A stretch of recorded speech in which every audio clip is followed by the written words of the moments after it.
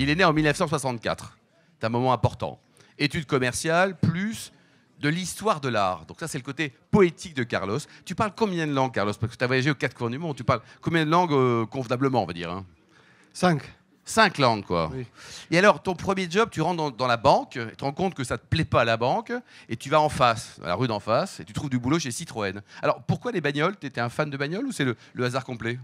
Bah, écoute, les deux. Enfin, j'aimais beaucoup les voitures, mais c'est vrai que je n'ai répondu qu'aux annonces à l'époque d'automobile. C'était Volvo et Citroën. Volvo, c'était les relations publiques, hein, PR. Ça me plaisait pas trop. C'était pas Pourtant, mon t'es bon caractère. là-dedans, quand même. Hein. Oui. Je suis pas trop mauvais, mais il faut être très constant dans les relations publiques. Et l'autre, c'était en fait un truc. En fait, j'ai refusé 3 jobs. Ils m'ont offert 3 jobs. Donc, les 2 premiers, j'ai refusé. Facile, hein. Non. Et le 3e, j'ai dit OK, c'est bon, c'est pour moi. C'est pour toi, quoi. Ouais. Alors après, donc Renault, et puis tu vas rejoindre Fiat. Fiat, ça va être une bonne partie de ta vie également. Donc c'est à ce moment-là qu'on s'est connus. Alors un souvenir pays pour Fiat. Alors le Portugal, Fiat et le Portugal et Carlos. Fiat, le Portugal, c'est après, en fait. Hein, mais le premier souvenir pour moi, c'est en France, le lancement de la Fiat 500. En fait. Voilà, c'est moi qui ai lancé la Fiat 500 en France. J'ai des très beaux souvenirs ici pendant 8 ans. J'étais président de groupe ici. Mais le lancement de la Fiat 500 était unique parce qu'on a de zéro, on a fait 25 000 voitures dans une année. On a imposé la voiture comme une vraie référence de marché. Et au début, tu ne dépensais pas d'argent en pub. Tu disais que tu n'avais pas besoin. Non, j'ai commencé pour dire, il n'y en a pas pour tout le monde. C'était ça déjà le truc. Et donc j'ai gardé en fait un stock pour moi de 200 voitures que j'affectais. Voilà. Et donc comme ça, petit à petit, bon, Lindsay Jones est venu me demander, quémander 5 voitures pour lui et pour ses filles. Il faut l'échanger contre voilà, des produits Lancôme. C'était vraiment un très gros souvenir, oui. Et donc ça, c'était un bon souvenir. Ensuite, tu as également dirigé donc, l'Espagne et le Portugal. C'était aussi une belle aventure? C'était que Marquion, après que la France fonctionnait, parce que c'était le pays le plus important à l'époque, on vendait ici en France à peu près 150 000 voitures par an. Donc aujourd'hui, Fiat a beaucoup baissé, hein, Fiat, Lancia, Alfa Romeo. Mais à l'époque, je me souviens, Fiat était vraiment un des acteurs les plus importants. Absolument. Et je me souviens à un moment donné que Sarkozy avait lancé un volet d'études sur les voitures électriques. Et donc, il avait demandé à auditionner par un patron de la Poste à l'époque. C'était Philippe Streff, Ghosn, et puis Carlos Gomez. Et donc, en fait, parce que par moi, Fiat était considéré comme un acteur extrêmement important. Le management à l'italienne, ça donne quoi? Bah écoute, ça donne. Qu'est-ce que ça donne? Bon, ça donne beaucoup d'inspiration déjà, donc voilà, beaucoup de mots en anglais aussi. Mais surtout, bon, c'est des gens qui sont très résilients hein, et puis très créatifs, très terrain. Moi, j'ai adoré ces 12 ans chez Fiat. Hein, 12 ans, oui. J'ai passé quand même 12 ans, de 98 jusqu'à 2010. Et c'était toute une épopée où j'étais dans tous ces pays. Franchement, je me suis régalé. Oui. 2010, première infidélité professionnelle. Tu passes chez les Français, enfin Français franco-italien aujourd'hui, donc PSA. Et là, tu as une opportunité juste extraordinaire. Tu vas partir à Rio pendant 7 ans et tu vas être le patron sur l'Amérique latine du groupe. C'est quand même extraordinaire comme challenge. Oui. D'ailleurs, ma femme m'a dit, tu rentreras pas. C'est toujours la même. Il a la même femme depuis 30 ans, hein, toujours. Voilà, Teresa. Donc elle m'a dit, écoute, qui m'a toujours soutenu d'ailleurs. Mais cette fois-là, je sais pas pourquoi, elle a dit, écoute, Carlos, je veux te dire, faut baisser tes attentes, hein, parce que j'ai regardé, donc le directoire, Philippe Varin, ton chef, il était quoi? Il était X-Min, en fait. Ils sont tous X et là-bas. puis, voilà, tout X. Et donc voilà, Grégoire Olivier, Guillaume Faury, Frédéric Saint-Jour, c'était le directeur de l'époque. Et donc, elle m'a dit, voilà, donc toi, études au Portugal, c'est déjà mort.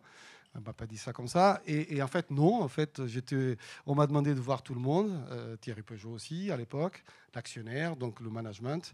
Et donc, en fait, après, Philippe m'a dit, écoute, Carlos, c'est unanime.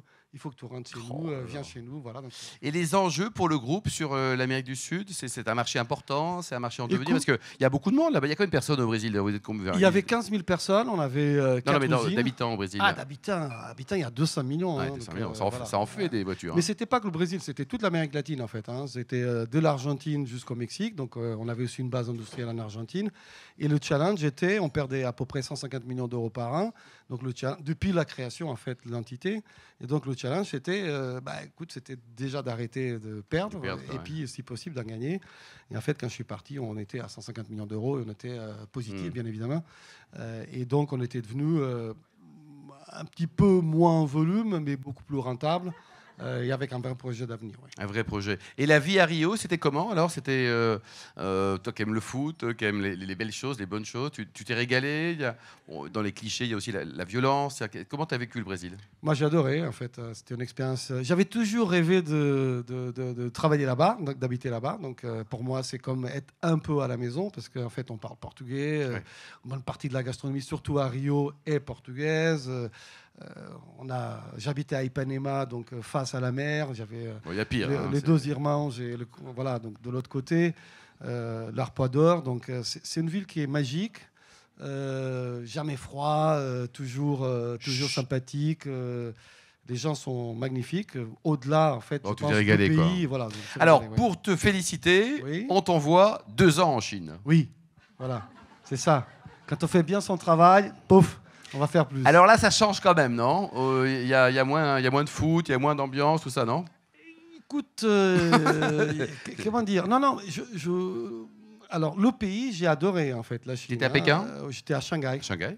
J'étais entre Shanghai, Wuhan et Shenzhen. Donc, on avait 2 JV. Nicolas, oui. Donc, c'est moi qui ai vendu la JV de DS à Shenzhen. Donc, voilà. Tu l'as Mais- bien vendu? Oui, très bien. Donc, on n'a pas perdu de l'argent. mais en fait, les gens sont sympathiques, beaucoup plus que les Japonais pour les étrangers. La ville, Shanghai, c'est pour ceux qui ont été. Bon, c'est vraiment unique, très moderne. C'est la New York de nos temps, en fait, aujourd'hui, Shanghai. Être sur le Bund, au Peninsula, au Bulgarie, et puis regarder tout ça. Donc, C'est magique. magnifique. hein. Ouais. Après, voilà. Donc après, vous ne savez pas parler chinois. Donc Ni c'est pas hao, ça. ni hao. Voilà, Bon, ni tu l'as dit hao, 2 ni fois, hao. 3 fois. ouais. Établir des relations est un peu plus compliqué. Et puis, ma femme ne voulait plus y être, en fait. Voilà.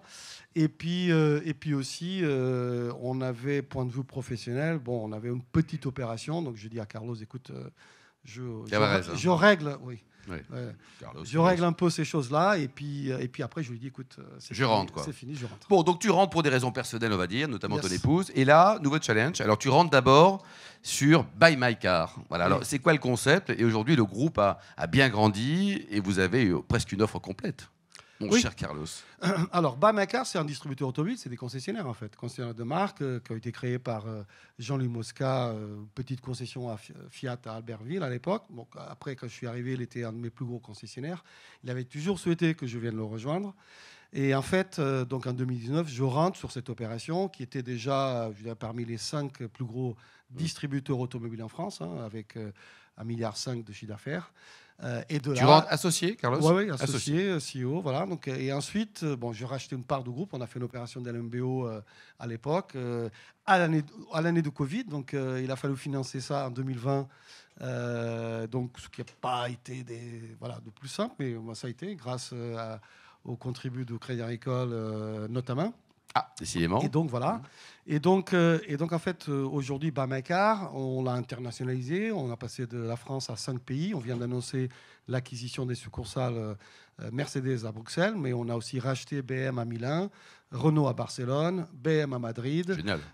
plein d'autres opérations en France. On va finir cette année à 2,4 milliards. Et de là, nous avons commencé en fait à créer un groupe d'automobilité.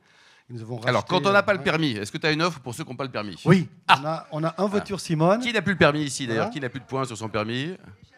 Voilà. Un voiture Simone qui est en fait une auto-école digitale et donc qui est le deuxième opérateur de marché que nous avons racheté. Donc vous pouvez entrer dans l'automobile.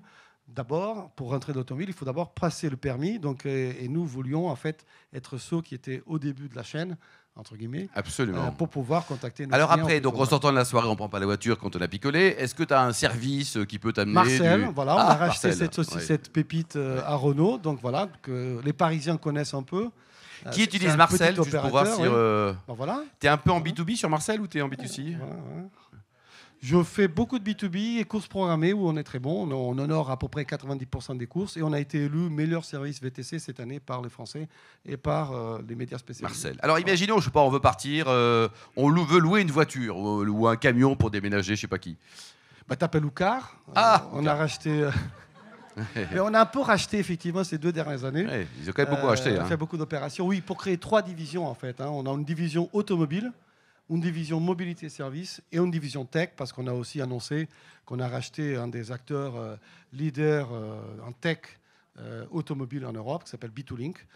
Et donc cette opération, on vient juste de la rejoindre. Et donc là, on a un groupe qui peut vraiment regarder l'avenir, vraiment regarder l'automobilité telle qu'on l'entend pour servir les clients et tous les besoins de 0 minute jusqu'au 3 ans, 4 ans. C'est merveilleux ça. Et alors, toutes les marques et tout ça. Quand on achète avec le recul, est-ce que tu as acheté au juste prix?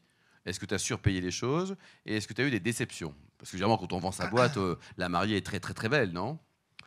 Écoute, je pense que c'est pas tant de regarder ce qu'on a mis, c'est tant de regarder ce qu'on garde. D'accord. Voilà. Et donc oui. Donc l'opération est très bonne. Et parce qu'en fait, vraiment, on a depuis le moment zéro, il y a 3 ans, jusqu'ici, on a été beaucoup plus vite qu'on avait prévu. On a fait une opération de levée de fonds il y a 1 an avec le Crédit Agricole. Avec une belle valo, je ne sais pas si elle est officielle, la valo. Elle n'est pas officielle. Elle n'est pas officielle, mais on a fait rentrer. Bon, ils ont mis 5 millions d'equity pour combien du capital? Pour moins de 17%. Voilà. D'accord. Donc c'est pas mal. Et là, on est en train de faire une deuxième. Donc voilà, donc les choses avancent. Ça avance bien, quoi. Et alors, qu'est-ce qui va se passer dans les voitures là, dans 10 ans, on sera tous chinois, quoi. C'est-à-dire quand tu vas retourner là-bas parce qu'il n'y aura plus d'Italiens, il n'y aura plus de Français, il n'y aura plus d'Allemands. Enfin, on va tous être chinois. Écoute, on vient juste de signer le partenariat avec BYD. On est le premier opérateur distributeur en France. Voilà, donc on vient de l'annoncer. On va ouvrir une 20aine de points en France. Mais c'est vraiment une question. Mais en fait, bon, nous ne voulons pas être très agressifs, mais voilà, il y a quand même beaucoup de classes politiques qui n'est pas instruit sur ces genres de choses. Et tous. Pas tous, mais une bonne partie. 98%. Et ensemble, ils font vraiment des choses bizarres. Donc, et c'est très bizarre. Les Chinois ont trouvé bizarre que les Européens leur ouvrent les portes comme ça, en fait. Parce qu'en Chine, ça ne viendrait pas à l'esprit d'ouvrir le marché aux autres comme ça. Et les Européens, ils ont ouvert le marché. Donc, bien évidemment, à partir du moment où on condamne le thermique d'une façon précipitée et qu'on ouvre le marché à l'électrique, les Chinois savaient déjà qu'ils n'arriveraient jamais dans le thermique, ils s'étaient lancés sur l'électrique à marche forcée. C'est aussi ceux qui sont le plus avancés sur la voiture connectée. Ouais. Donc, c'est ce qui arrive. Donc, aujourd'hui, on a écrit que l'Europe sera le seul continent où, à partir de 2035, on ne pourra plus vendre une voiture thermique, ce qui fait que les opérateurs européens seront quelque part en infériorité par rapport aux autres, puisque les autres pourront produire des voitures thermiques qui vendront dans leur continent. Ce qui est absolument dingue. Ce qui est absolument incroyable. Ouais. Et donc, nous serons les seuls à produire des électriques ici, à devoir reconvertir en fait une filière avec du retard. C'est quand même... voilà. Bon, donc, tu n'es pas optimiste pour l'industrie automobile? Non, je suis très optimiste. Oui, j'ai pas dit ça. J'ai dit juste, en fait, parce que... Il y a des aberrations. Voilà, il y a des moments où on prend des mauvaises décisions. Et moi, je crois que les constructeurs européens et les politiques européens qui commencent à se réveiller, notamment les projets de méga factory qui sont en train de venir, le livre de Philippe Varin, qui est un grand spécialiste des métaux rares et des matières premières, qui vient de lancer pour aider le gouvernement à mettre en place un certain nombre de politiques. Donc je pense que tout ça, ça va nous amener à qu'on va récupérer un peu de retard. Après, en parlant de retard, voilà. Fred Couby vient d'arriver. En parlant de retard, quoi, voilà. En parlant de retard, c'était... Oui. Mais donc ça va aller mieux. Alors, Carlos, on en a vu, Carlos, c'est le business. Oui. Carlos, c'est la politique. Est-ce que tu t'es essayé, parce que tu as une bonne tête, tu captes bien, tu es intelligent, tu es séduisant. En plus, tu t'y connais, donc tu as tout pour réussir, en théorie. Écoute, oui, quand j'étais plus petit, donc j'ai fait un petit peu de politique en tant que jeune dans le parti à l'époque social-démocrate au Portugal. Hein. Et après, on m'a convaincu en 2009, j'étais chez Fiat en fait, et on m'a dit, bon, j'ai un ami qui a fondé un parti, un mouvement, donc à l'époque c'était, bon, écoute, on ne peut pas laisser le Portugal dériver comme ça, c'était une période très complexe là-bas, hein, 2008, 2009, 2010. Et donc, il faut qu'on parle de méritocratie, il faut qu'on parle de sujets qui... Voilà. Et je me suis allé importer. Donc, j'étais candidat aux élections européennes. Candidat et tête de liste, d'ailleurs. Heureusement, je n'ai pas été élu. Voilà. Tu avais fait un score convenable ou... Convenable, oui, convenable. Ouais. J'ai fait 1%. Voilà, 1%. Mais c'est bien, Carlos. Oui. Est-ce que tu étais favorable ou défavorable au dumping fiscal? Le dumping fiscal, parce que les Portugais avec les Français, c'est insupportable. Quoi. On ne parlait pas de ça. Ah bon, d'accord. Ça c'est normal qu'on paye pas d'impôts. Je suis parti qu'une semaine, en fait.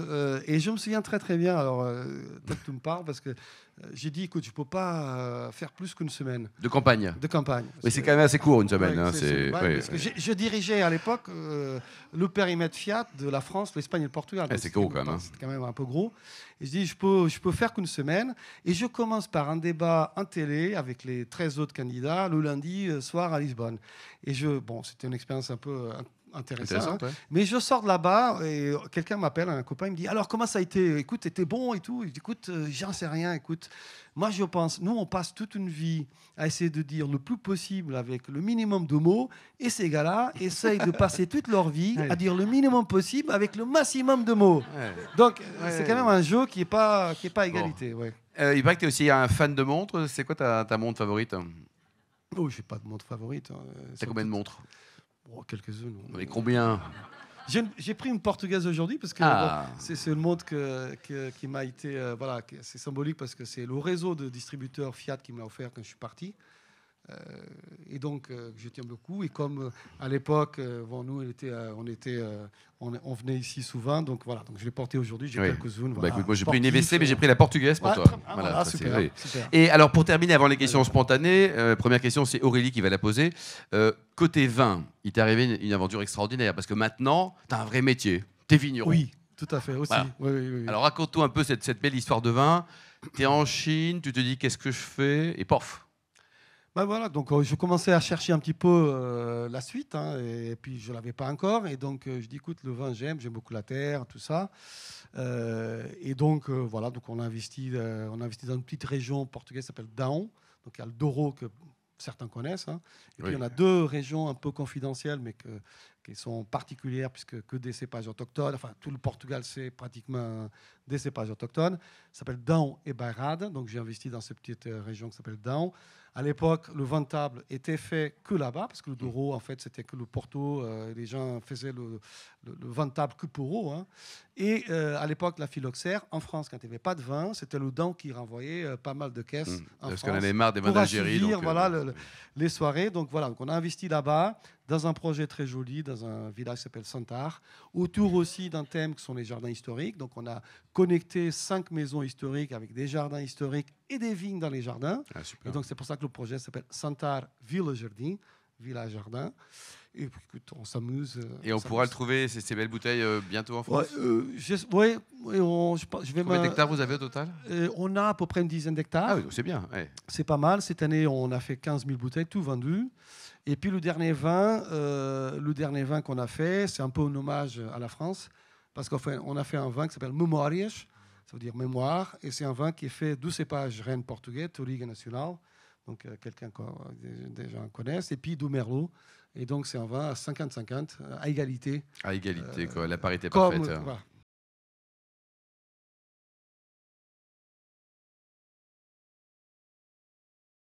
Parce que je crois que c'est un formidable pays.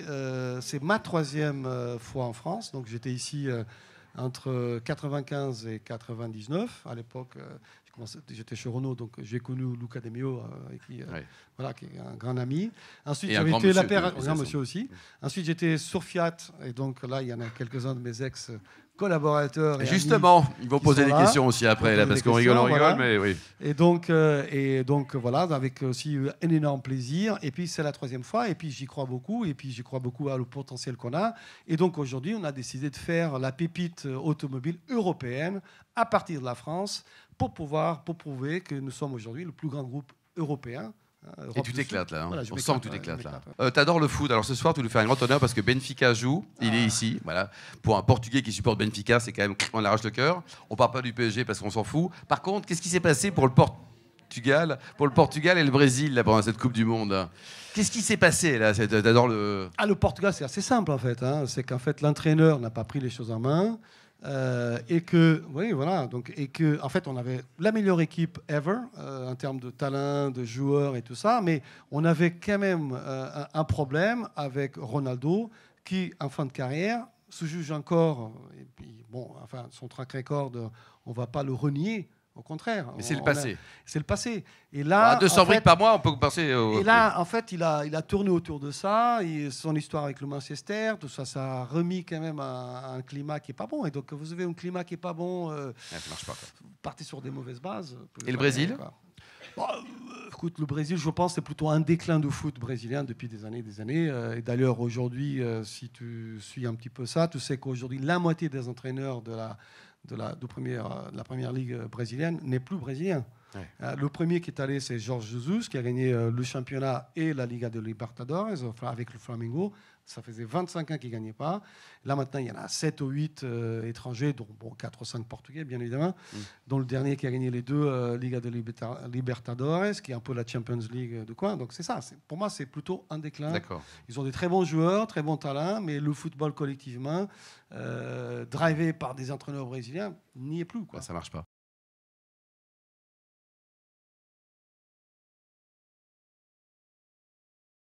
Les plus fous, c'est bien évidemment les conventions de début d'année avec vous, jusqu'à 7h du matin, dans ma suite à Evian. Jusqu'à 7h du matin dans la suite. Et voilà. Donc, ça motive les équipes, ça motive. Et puis voilà, on en a fait plusieurs, mais bon, on a des très beaux souvenirs, quoi. Mais c'est vrai que tu tiens bien la route, c'est-à-dire que tu adores picoler, tu adores machin, et puis le matin, tu es quand même habité au bureau. Donc, c'est une question de choix de vie, quoi. Qu'est-ce qu'on peut souhaiter sur les 5 prochaines années, mon cher Carlos, d'avoir réalisé tout ça, d'avoir encore plein de passion, de continuer à aimer les gens en général, parce que d'abord tu aimes les gens et tu es également un grand épicurien. Mais écoute, j'ai pas de projet particulier. Améliorer mon surf, oui. T'es pas bon au surf? Un peu moyen, voilà. Ça, mais grossis un peu, tu vois, ça roule mieux après. Non, sinon continuer comme ça. Mais je pense que si déjà je vis la vie comme je la vis aujourd'hui, pour moi c'est un bonheur déjà.